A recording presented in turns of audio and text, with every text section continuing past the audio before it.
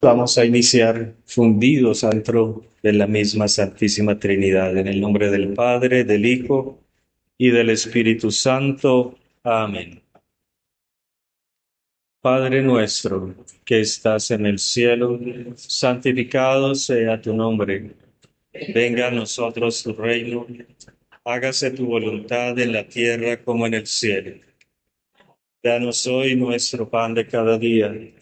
Perdona nuestras ofensas como también nosotros perdonamos a los que nos ofenden. No nos dejes caer en la tentación y líbranos del mal. Dios te salve María, llena eres de gracia, el Señor es contigo. Bendita tú eres entre todas las mujeres y bendito es el fruto de tu vientre Jesús. Santa María, Madre de Dios, ruega por nosotros pecadores, ahora y en la hora de nuestra muerte. Amén. Gloria al Padre, al Hijo y al Espíritu Santo.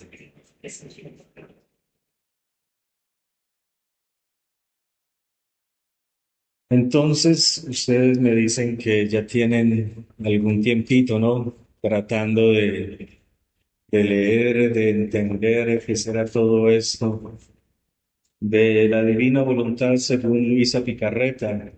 Me imagino que ya han adelantado, ¿no? En algunos libros. Algunos le habrán dado ya una vuelta, otros están ahí tratando de masticarlo. Pero ¿qué podríamos decir hoy?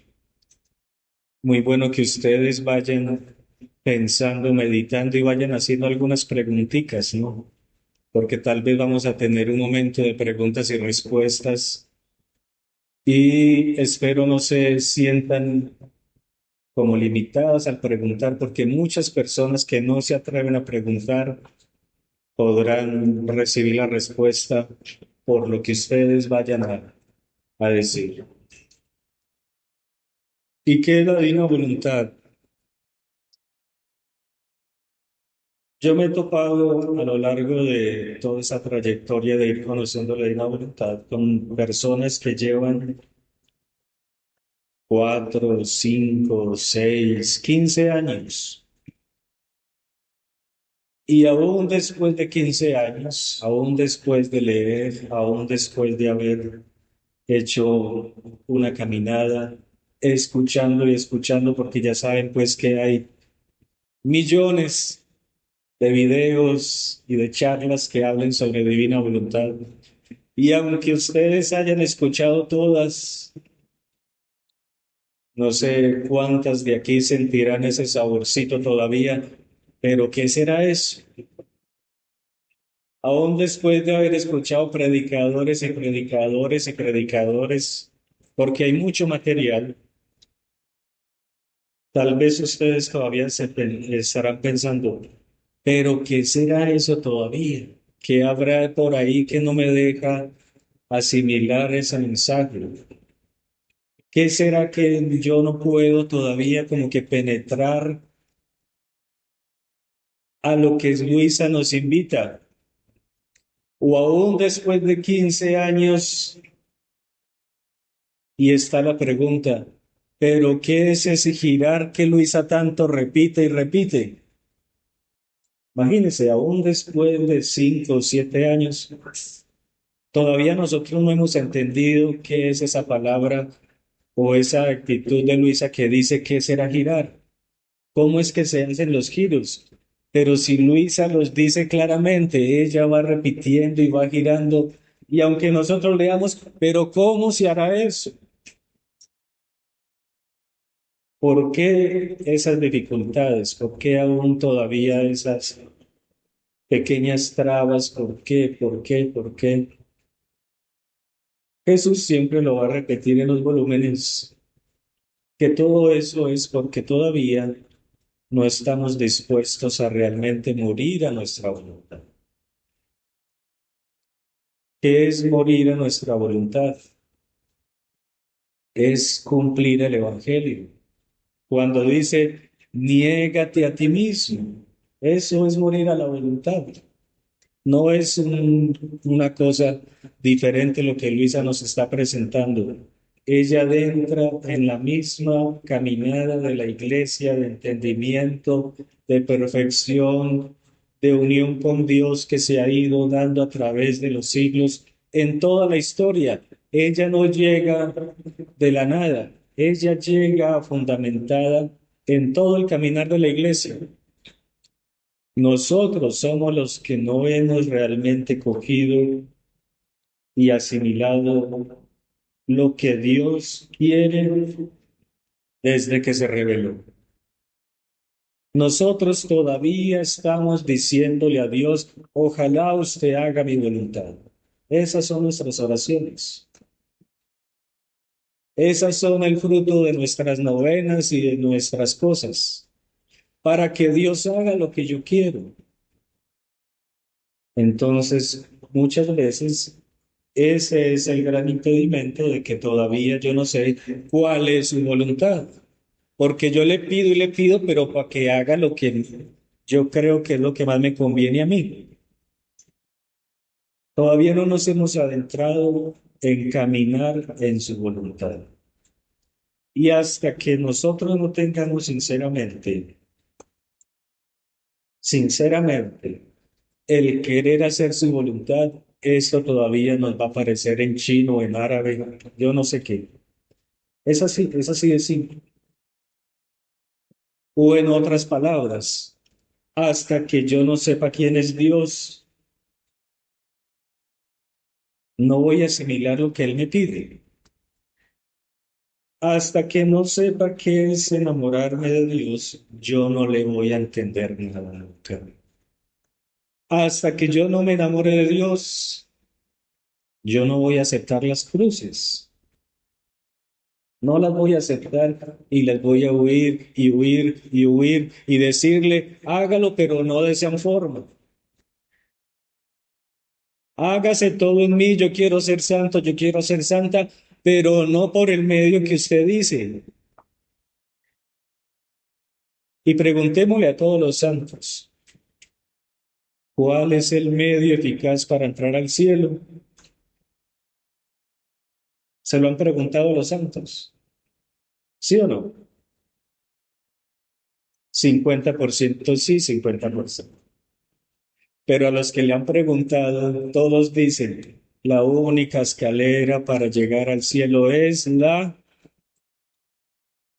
díganlo con miedo, digámoslo, la cruz, porque da miedo, ¿no? Es real, pero es la única entrada al cielo en la cruz. Y nosotros estamos diciendo, no, no, hágale, denos todas las gracias, denos toda su vida, denos toda su santidad, pero sin la cruz. Esas son nuestras oraciones. Cuando Él dice, no hay otro camino, no hay otro camino. Entonces, ¿cómo nosotros entendemos lo que Él ya nos dijo claro? Es por medio de la cruz. Y nosotros insistiendo que no sea por Él.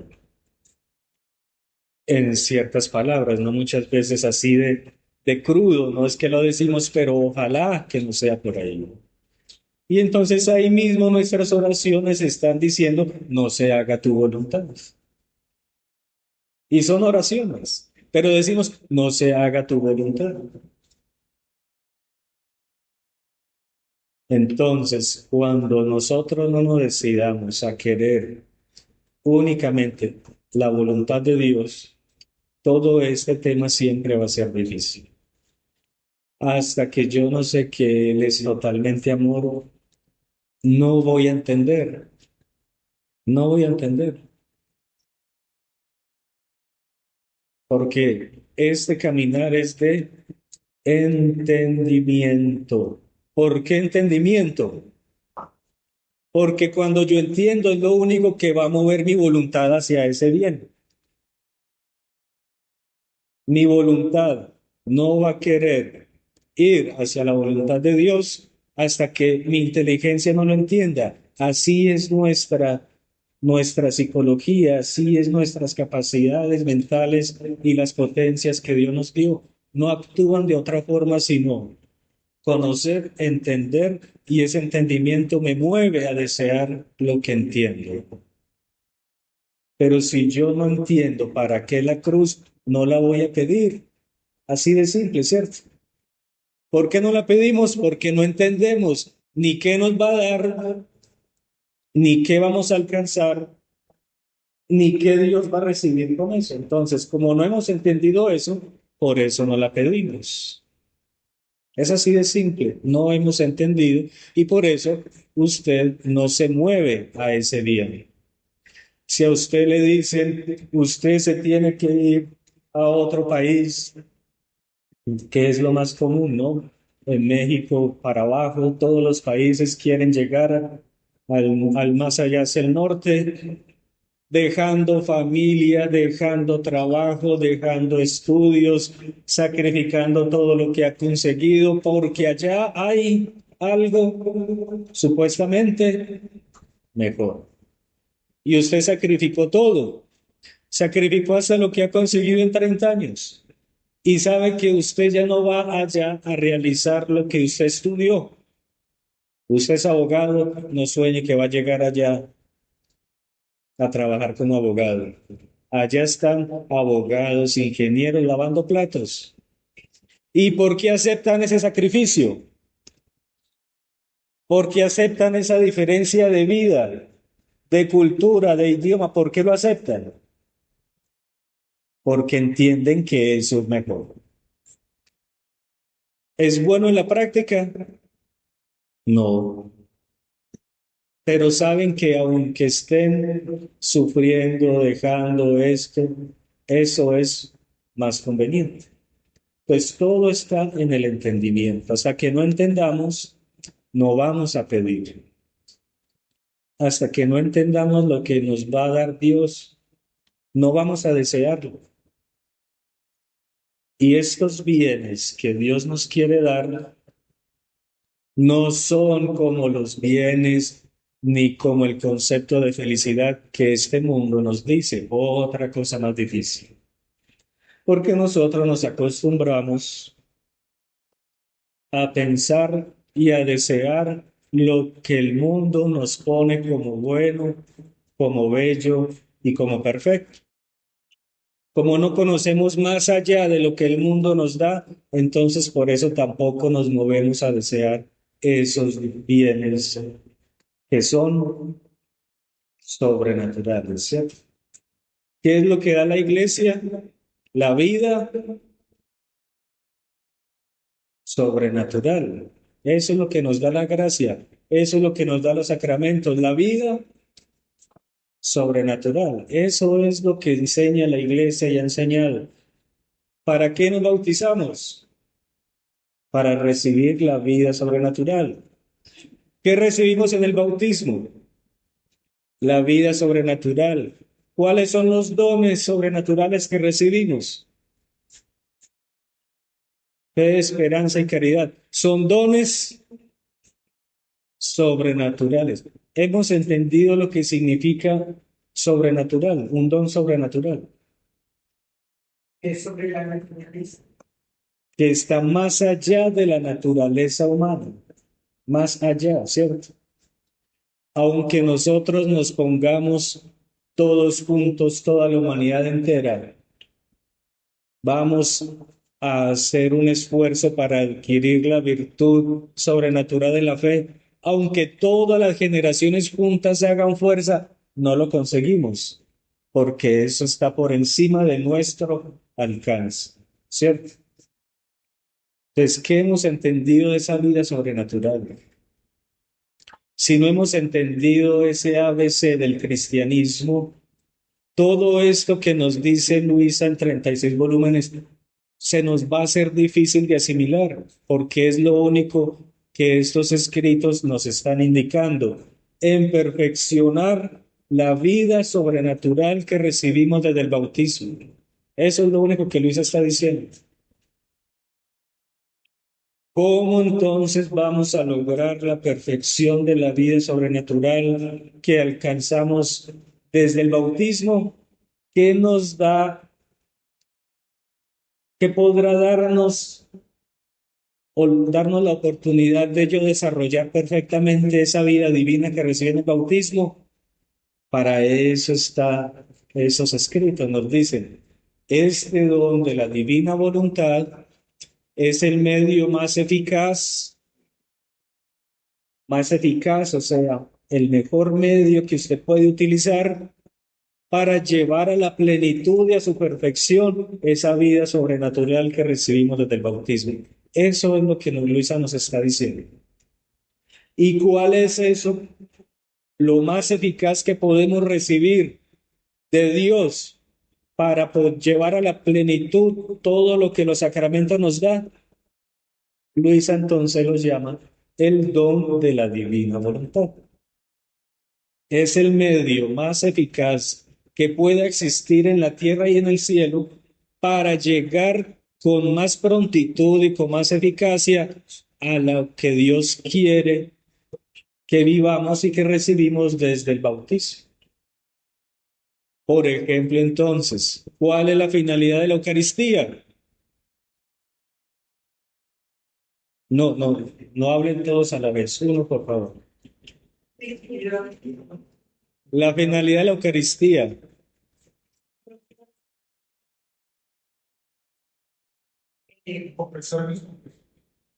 transformarnos en aquel que recibimos. Esa es la única finalidad, pues así diciendo la más clara y eficaz. La finalidad, y lo dice el catecismo, pero como no leemos el catecismo, vamos a decirlo mejor, como se nos olvida lo que leemos, ¿cierto? ¿Cuál es la finalidad de la Eucaristía? Transformarnos en aquel que recibimos. Si usted y yo no estamos comulgando para esa finalidad, estamos perdiendo el tiempo. O no le estamos sacando todo el jugo que deberíamos sacar de ese sacramento. Entonces, ¿cuál es la voluntad de Dios en la Eucaristía? Transformarnos en aquel que recibimos. ¿Cuál es en palabras del Papa Benedicto? La finalidad de la Eucaristía es transformarnos en aquel que es todo amor. Pero esa es la finalidad, transformarnos en aquel que recibimos. Esa es la finalidad. Entonces Luisa llega y nos dice, les anuncio que hay algo que Dios quiere darnos para que esa finalidad usted la alcance en segundos. O sea, un medio para yo poder llevar la Eucaristía a la plenitud, ¿cierto? ¿Qué es la finalidad? Transformarme en Él. ¿Qué medios usted va a utilizar para aprovechar todo eso y transformarse plenamente en Él? ¿Qué medios usted va a utilizar? Entonces ahí vienen las doctrinas de los santos, las devociones, ¿cierto?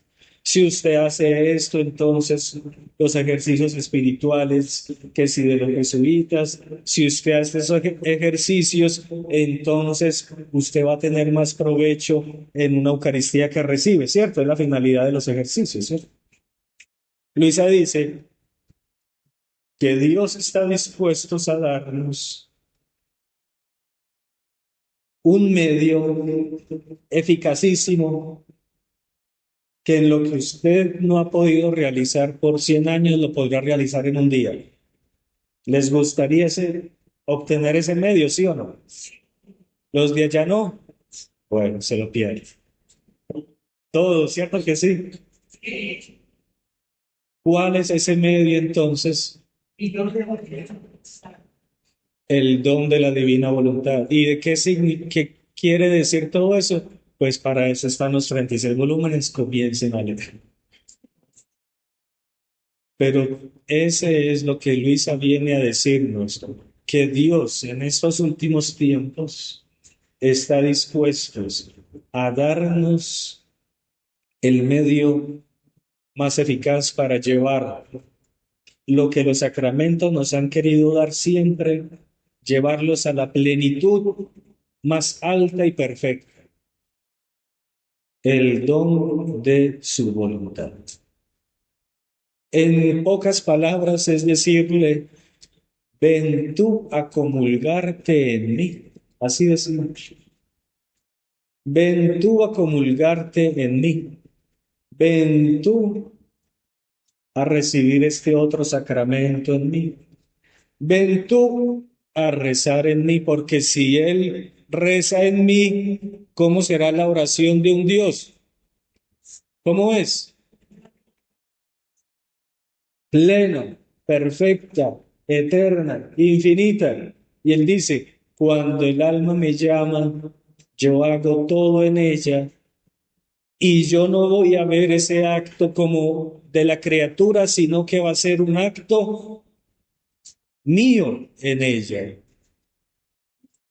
Eso es lo que nosotros tenemos enfrente. Todo es, imagínense entonces, tener la capacidad, tener la oportunidad, tener la gracia de yo poder entonces decirle a Dios, usted me dio esta Eucaristía y yo la recibo y en este instante te doy el fruto perfecto de esa Eucaristía. Sin que sea nuestro esfuerzo, porque si fuera por nosotros, ¿cuántos siglos necesitaremos de estar recibiendo la Eucaristía para transformarnos en Él? ¿Cuánto?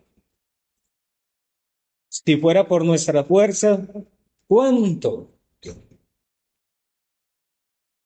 Queremos darle lo que Dios quiere recibir, ¿sí o no? Con lo que podemos darle es lo que hemos escuchado, ¿cierto? Todos los santos le han dado según su propia capacidad, ¿cierto? Santa Teresita le dio todo lo que ella pudo, en todo, totalmente. Pero Dios recibió según la medida de Teresita. Pero la finalidad quedaría plena, perfecta, o fue en la medida de una criatura, ¿cierto? Entonces ese sacramento llegaría a la perfección, quedó, ¿cierto? Mucho por dar y fructificar. Dios entonces dice, yo ya le agradezco a todos los santos que me dieron todo lo que ellos quisieron darme, pero aún mi gracia quiere recibirlo a la perfección.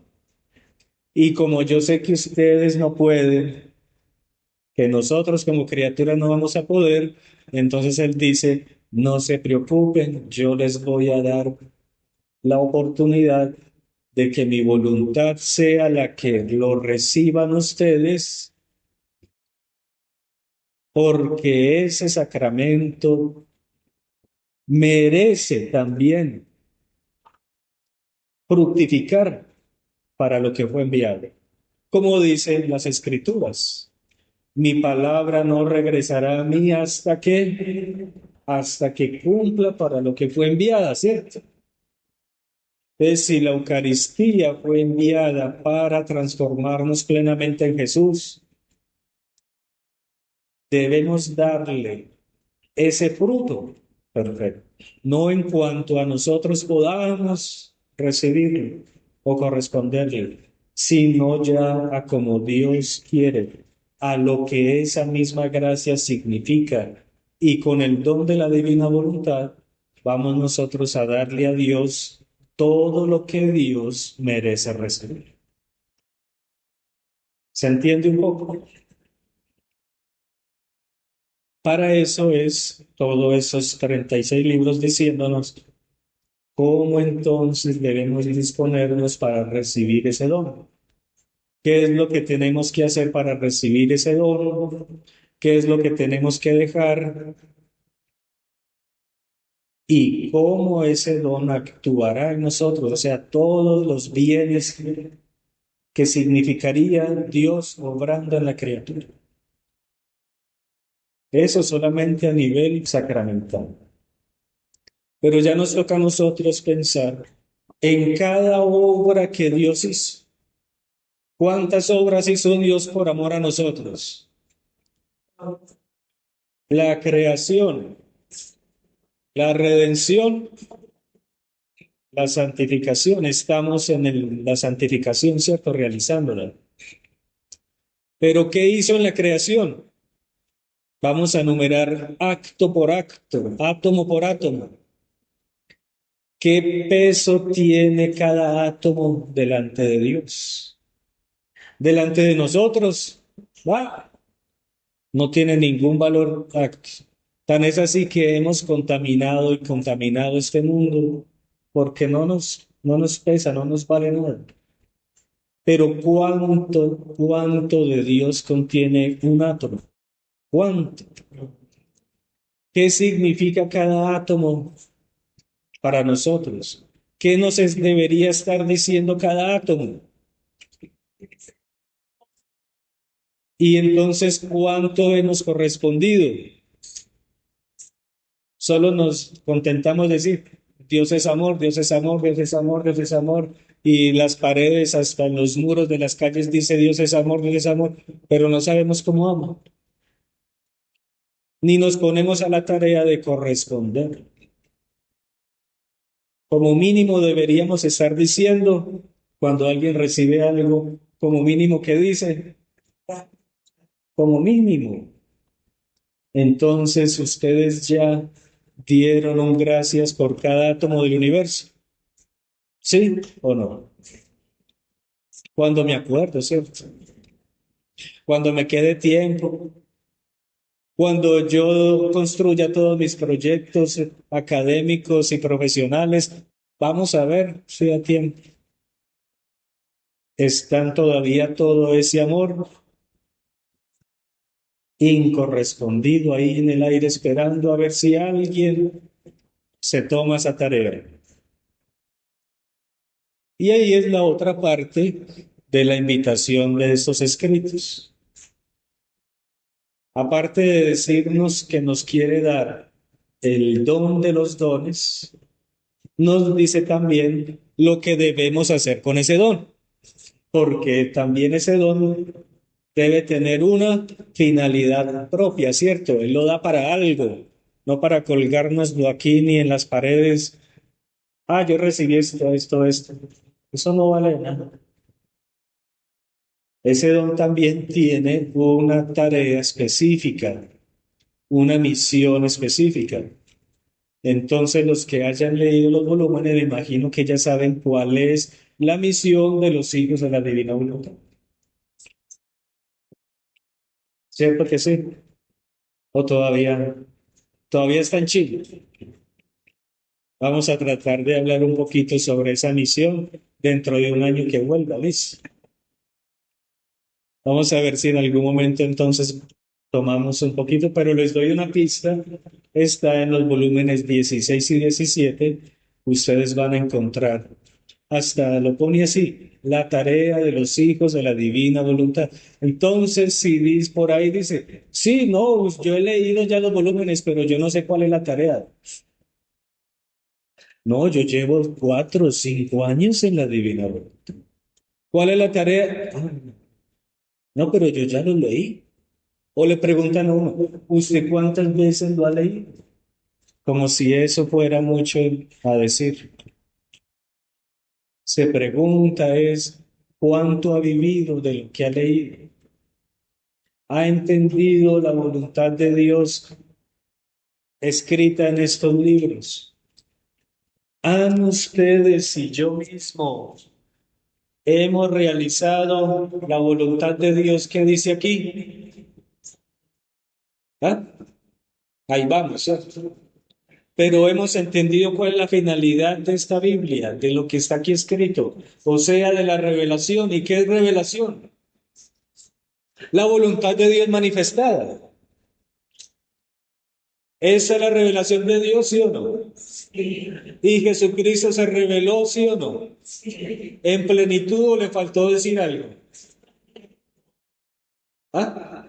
Totalmente se reveló. ¿Y qué reveló? No sé, pero ahí está. ¿Qué reveló? La voluntad de Dios. Él no puso aquí las fórmulas para el cáncer, ni para eso, ni para el otro. Indirectamente sí. Pero lo que Él quiso transmitirnos y dejar es que hagamos y vivamos la voluntad de Dios. Y aún después de 2024 años que Jesús se reveló en plenitud, ay, pero ¿cuál será la voluntad de Dios? Entonces Jesús no lo dijo todo, porque no lo sabemos todavía. O porque no nos interesa realmente saber cuál es su voluntad. Porque si nos interesaría, sinceramente, como decíamos, sinceramente saber cuál es la voluntad de Dios, ya nosotros no estaríamos preguntándonos. Porque aquí en la Biblia ya está revelada la voluntad de Dios. Ya está. Y los santos nos lo han demostrado con sus propias vidas, ¿cierto? Entonces ya viene otro problema. Si ya está revelada, si ya los santos nos lo han enseñado, pero yo no quiero hacer lo que ellos hacen, ¿cómo entonces vamos a entender su voluntad? Entonces, para poder entender un poco esto, aún las Sagradas Escrituras, debemos saber primero quién es Dios, cuáles son sus obras, qué significa cada cosa salida de Él, qué significará, qué contendrá cada cosa salida de Dios. Pero si no nos ponemos a meditar eso, no lo vamos a entender. Así ustedes se sienten 2 semanas enteras a ver todos los videos de YouTube que hablen de divina voluntad. No, así no se entiende. No pierdan el tiempo así. Vale la pena, ¿cierto? Para aclarar para esto. Pero cuando nosotros no, personalmente yo me ponga a masticarlo, así me lo digan, no va a entrar. No va a entrar. Por eso en las escuelas nos ponían a todos a hacer ejercicios y ejercicios y ejercicios y haga 100 divisiones. Hasta que usted no haga 100 divisiones, no entienda qué es lo que hace ahí, usted no aprendió. ¿Cierto? Y así después con el álgebra de Baldor, hasta que usted no haga 100 esos ejercicios de todos esos problemas, usted no sabe para qué es eso. Aquí, hasta que yo no me tome la tarea de meditar, yo no voy a saber, no voy a poder saber. Así me lo digan, así me lo digan, así me lo digan. Pero si yo no hago el trabajo de meditar, todavía falta mucho por hacer. Hasta que no entendamos nuestra voluntad, no se va a sentir movida a realizar algo. Y ese entendimiento se hace en la medida en que yo medito, en que yo mastico. Por eso fue tan encantador para Jesús cuando se encontró con un soldado romano. ¿Se acuerdan de esa cita bíblica? El centurión. Y lo dijo, no he encontrado una fe más grande que la de este centurión. ¿Cómo sería la vergüenza de todo el pueblo judío que tenía la Biblia y resulta que un pagano tenía más fe que ellos? ¿Y cómo demostró él que tenía más fe? Le han puesto atención. ¿Cómo él demostró? Que él meditó. Él dijo, si usted es Dios, basta una palabra. Él se puso en el trabajo de pensar, si es Dios, una palabra basta. Él meditó, si es Dios, a ver qué puede hacer Dios, qué podrá hacer cada acción de Dios, qué podrá realizarse si Dios pronuncia una palabra. Eso es meditar, eso es meditar. Y después él meditó también con su propia condición. Porque si yo soy centurión y yo le digo a un soldado, vaya, esa es la potencia de mi palabra, ¿cierto? Yo decirle, vaya, y él va. Ahora, ¿cómo será un Dios hablando? Todo eso él hizo el trabajo en su mente. Y así fue que demostró la fe. Con el ejercicio de estar meditando, analizando eso y lo otro y tal y tal. Si eso se hace así, ¿cómo será Dios? ¿Cómo será entonces? ¿Qué podrá ser un acto de la humanidad de Jesús? Un movimiento de la humanidad de Jesús, ¿cuánto podrá ser? ¿Cuánto? Y si nos dicen que entonces hay una voluntad dispuesta a mover y a actuar en mí, en cada acto que yo haga, ¿qué valor tendrán los movimientos que yo haga entonces? Si es Dios mismo obrando en mí. ¿Han pensado en eso? La mitad de aquí dice que sí, la otra mitad dice que sí. Pero los que no han pensado, ese es el ejercicio que tenemos que estar haciendo para entender, y cuando entendamos entonces inmediatamente no querremos perder un acto sin llamar a esa voluntad de Dios a hacerlo en mí. Pero si yo no sé qué sucede si yo llamo a la divina voluntad a obrar en mí, yo no la voy a llamar. Vio que es el entendimiento cómo nos mueve, nos incita y nos pone en actitud y en acto de. Si yo no sé qué puede resultar de una voluntad divina moviéndose en cada acto mío, yo no voy a insistirle a que venga y que venga y que venga.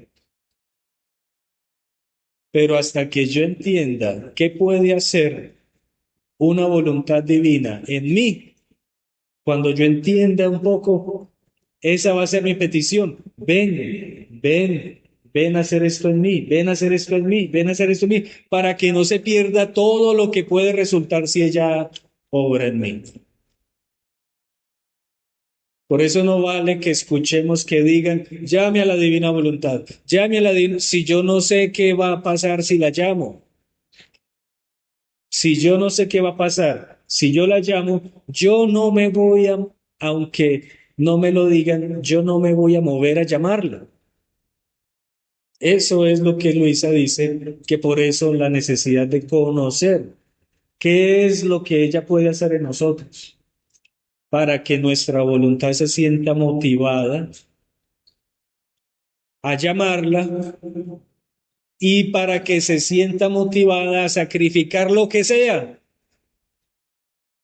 por un acto de ella en él. ¿Sí se va entendiendo un poco? Por aquí dicen que sí, por aquí dicen que no. Entonces, hasta que yo no entienda qué ella quiere hacer, qué podrá realizar en mí, yo no la voy a llamar. Yo no la voy a llamar con insistencia. En estos días hemos escuchado el Evangelio de Enséñanos a orar, ¿cierto? Los que van a misa todos los días. Después nos pusieron el ejemplo de la oración incesante, ¿cierto? Que nos dicen, usted tiene que pedir porque imagínese si viene alguien y le toca la puerta para que le dé un pan para un amigo, él se lo va a dar por importuno,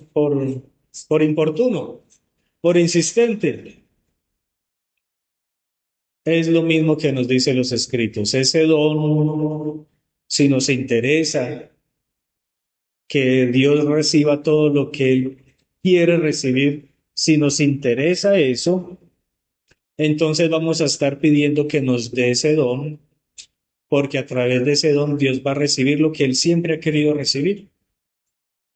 Pero si no nos interesa, no vamos a pedir eso. Hasta que no nos interese los intereses de Dios, no me voy a interesar en pedir. Porque siempre quiero a Dios por mis propios intereses. Hasta que yo no sepa que todo lo que Él puede hacer en mí, yo no voy a desear ese don. Y cuando Él me diga, es que para que usted reciba este don, tiene que sacrificar esto. En la medida en que yo entienda el valor de ese don y lo que puedo hacer, cualquier sacrificio será nada en comparación con lo que voy a recibir. Así sea la cruz más horrible que usted se pueda imaginar, eso es nada en comparación a lo que el don de la divina voluntad quiere darnos. Pero si yo no sé qué quiere darme, qué me ofrece, qué puedo hacer con eso, yo no voy a querer morir a mi voluntad. O si todavía siento resistencia a morir, a negarme, porque no me interesa que Dios reciba lo que Él quiere recibir. Entonces, ¿qué es lo que tenemos que estar pidiendo? Tu voluntad. Si es Dios, ¿qué será entonces su voluntad? ¿Cómo será la voluntad de un Dios? ¿Qué será? Depende. Si yo creo que es un Dios castigador, entonces su voluntad para mí va a ser siempre castigo. Pero si es un Dios eterno, infinitamente amoroso, infinitamente omnipotente, infinitamente sabio, su voluntad va a ser perfecta, omnipotente y sabia perfectamente. Entonces lo que Él quiere que yo haga es lo mejor de lo mejor, ¿o no? Porque Dios no puede ofrecer algo que no sea Él. Entonces su voluntad para nosotros es una carga. En la práctica sí, ¿cierto? Porque cumplimos, de los 10 cumplimos solo 7. De los 10 mandamientos cumplimos fácilmente 2 o 3. Los otros todavía como que vamos ahí, ahí. Difícil, difícil. Pero la ecuación va a ser la misma porque no conocemos el bien de todo lo que Él nos pide. Por eso se nos hace difícil las cosas. Pero no lo vamos a entender hasta que yo no haga ese trabajo también en las potencias que Dios me dio, en la memoria, en la inteligencia y en la voluntad. En la memoria va a quedar todo lo que yo recibo, todo lo que mis sentidos perciben, van a la memoria. Entonces usted percibió esta mañana que se le atravesó un carro, eso quedó ahí. Si usted percibió tal cosa, todo lo que nuestros sentidos perciben se van para la potencia del alma que es la memoria. La inteligencia es la que va a poner a funcionar todo lo que todos sus sentidos reciben. Y la inteligencia comienza a hacer esas ecuaciones con todo lo que usted recibe, ¿cierto? Ya sea en las lecturas, en esto, en lo otro, en el estudio. Y la inteligencia está ahí, pa. Y después la voluntad se mueve a desear lo que la inteligencia percibió como el bien. Y eso es lo que va a desear y ahí es donde usted va a poner todos los esfuerzos y los sacrificios que sean para realizar y obtener el bien que su inteligencia percibió. Esa es nuestra voluntad. ¿Cómo entonces nosotros hemos estado creando nuestra voluntad? Criando entre comillas porque somos todos unos malcriados. Desde pequeñitos usted es lo que el niño diga. Y comenzamos a malcriar la voluntad de los niños. Así fuimos nosotros criados, malcriados, ¿no? Siempre queriendo, buscando, y si no nos dan lo que queremos, hacemos pataleta. Así crecimos. Si no nos dan, hacemos pataleta. Si no me da lo que yo quiero, hacemos pataleta y lloramos y lloramos y lloramos. Pues una definición no me acuerdo si fue de Bernadette o de alguna santa de estas jóvenes, ¿Por qué lloramos tanto ante Dios? Porque no queremos darle lo que Él nos pide. Esas son las lágrimas. Esas son las lágrimas. ¿O no? Porque es que no me da lo que yo tanto le pedí. Esas son nuestras lágrimas. Pero al contrario es porque no le damos lo que Él tanto nos pide. Entonces, ¿cómo entonces volver a, cómo se dirá, desmalcriar nuestra voluntad, ordenar nuestra voluntad, comenzando a hacer lo que Dios nos va pidiendo, comenzando desde el Evangelio? ¿Por qué se nos hace tan difícil poner la otra mejilla? No hemos cumplido eso, pero ya decimos que estamos en el quinto cielo de la divina voluntad. ¿Será congruente eso? Pues primero por eso tenemos que hacerla bien hecha, ¿no? Y ahí después decir, tal vez vive, tal vez. Pero ¿por qué no vivimos, hacemos esas páginas tan duras del Evangelio? ¿Por qué? ¿Por qué se nos hace tan difícil, cual si alguien nos pide el manto, darle la túnica? ¿Por qué se nos hace difícil? Porque no amamos, así de sencillo. ¿Por qué no hemos podido cumplir ni siquiera el Evangelio? Porque no amamos, no hemos aprendido a amar. El que ama, o una mamá, leíamos también hace poco el Evangelio. ¿Será que si un hijo le pide al papá un huevo, le va a dar un escorpión? ¿Será? Usted que tiene hijos o nietos, lo que ellos pidan, esos nietos, ¿o no? Lo que el nieto diga, usted se desvive y pide prestado y se endeuda, o hace lo que sea. ¿Por qué? Porque usted ama a él. Pero si me lo pide otro, no, tan difícil, porque no lo amamos. ¿Por qué entonces? Y Jesús nos dijo que tenemos que hacer las cosas buenas con los que amamos, ¿sí o no? No. Porque si hacen las cosas buenas con lo que aman, eso lo hacen los paganos. Yo no los llamé para que siguieran siendo paganos. Entonces, imagínense, no hemos cumplido ni siquiera el Evangelio. Tenemos que rezar por los enemigos. Yo no he recibido intenciones de misas por los enemigos. Yo no he recibido ni uno. ¿Estamos haciendo la voluntad de Dios? No. Así mandemos a hacer 1000 misas. Todavía no lo hemos cumplido con perfección. Pedimos por el difunto, por mi mamá, por mi abuela, no pedimos por el enemigo mío que se murió, voy a hacer una santa misa. Entonces seguimos viviendo como paganos, a la luz de un cristianismo ahí, pero como paganos. Si hacen eso, ¿qué mérito tienen? Ninguno. Entonces, imagínense cómo hemos vivido la voluntad de Dios de los evangelios. No, pero es que yo ya leí todos los 36 volúmenes.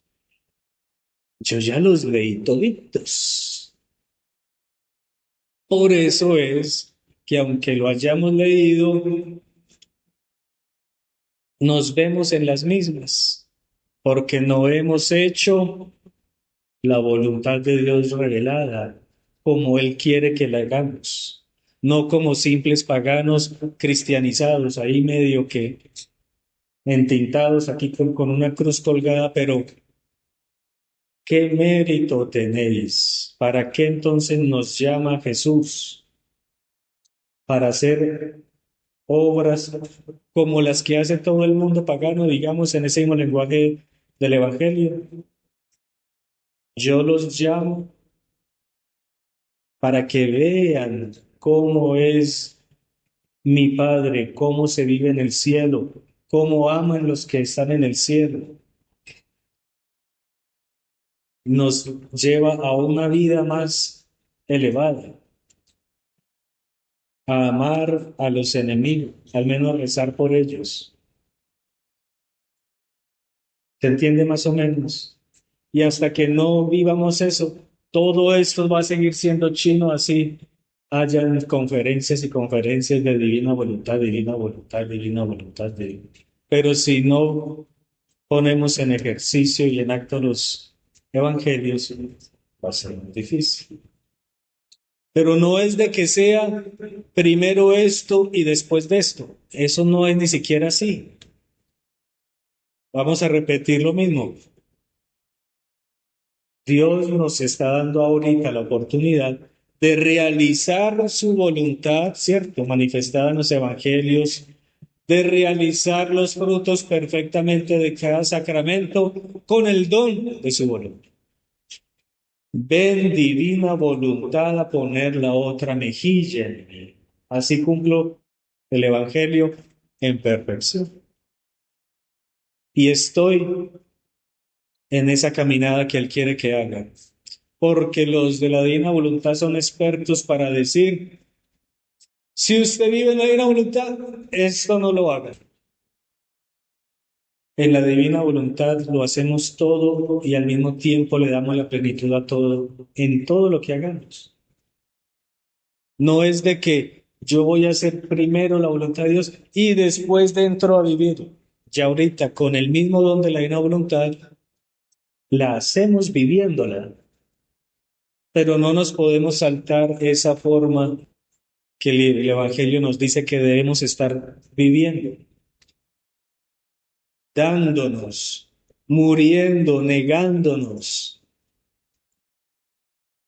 Me encuentro hoy, cuando ustedes lean, con una parte del Evangelio difícil de realizar. Yo digo, ven divina voluntad a realizar esto en mí. Y ya estoy cumpliéndola, ¿cierto? Haciéndola y viviéndola en plenitud. Pues no separemos nunca divina voluntad de lo que la Iglesia siempre nos ha querido enseñar y pedir en los evangelios. No hay. Y Jesús lo dice clarísimo también en los escritos. Yo no vengo a decir otra cosa. Y si lo que digo siempre está basado en lo que revelé, lo dice muy claro. Ahorita les paso el volumen. Siempre está basado. Y los que no entienden es porque se han salido de la fuente. Lo dice así. Y los que leen esto y no lo han entendido es porque han separado esto de la fuente. Y únicamente volviendo a la fuente, o sea, la Sagrada Escritura, y haciendo esa conjunción perfecta, es que entonces sí se va a entender perfectamente. Pero no, es que yo ya leí y eso ya no. Así he escuchado un montón de gente diciendo que de vivir en la voluntad de eso, entonces ya no esto, ya no esto, ya no esto, ya no esto, ya no eso. Pero no saben qué es lo que es estar haciendo. No, yo vivo en la voluntad, por eso dejé de rezar esto. Eso no es signo ni criterio para decir que usted vive en la voluntad. Usted dejó de hacer esto y no está haciendo nada más. Por eso dejó de hacer y no está haciendo algo que reemplace eso. Dejó. Yo dejé de hacer eso, entonces por eso vivo en la voluntad. Eso no es la solución. Es darle la plenitud a cada cosa que hacemos, a todo lo que Dios nos está diciendo que hagamos y vivamos, etcétera, etcétera. Eso es entrar en este reino de la divina voluntad. Para que asimilemos estas pequeñas cosas que hemos dicho, vamos a hacer un momento largo de silencio, porque una cosa y después otra y después se nos olvida lo que dije y lo que este dijo y al final de cuentas con 6 horas que hablemos aquí, yo me voy a ir con la última cosa que dijo en el último minuto, así es nuestra mente y lo otro se perdió también. Entonces, mejor vamos asimilando, masticando lo que hemos escuchado. Y no sé qué vendrá ahorita, pero hagamos un espacio para asimilar, para asimilar. A usted a un niño no le da el kilo de leche en polvo al de una, así, y coma y coma y coma. Es de a poquitos y asimile, de a poquitos y asimile, o si no, nos indigestamos.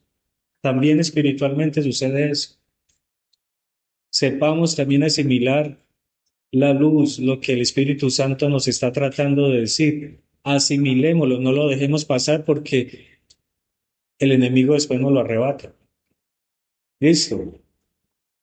Vamos a parar por aquí y vamos a asimilar un poco con lo que ustedes hayan quedado, algo, pero traten de asimilarlo, de dejarlo ahí, contemplarlo, repensarlo, y así él va haciendo efecto, porque esto no es un curso intensivo, a mí no me interesa dar cursos intensivos. ¿Listo? Gloria al Padre, al Hijo y al Espíritu Santo. Gloria al Padre, al Hijo y al Espíritu Santo. Ven divina voluntad, ven a reinar en nosotros.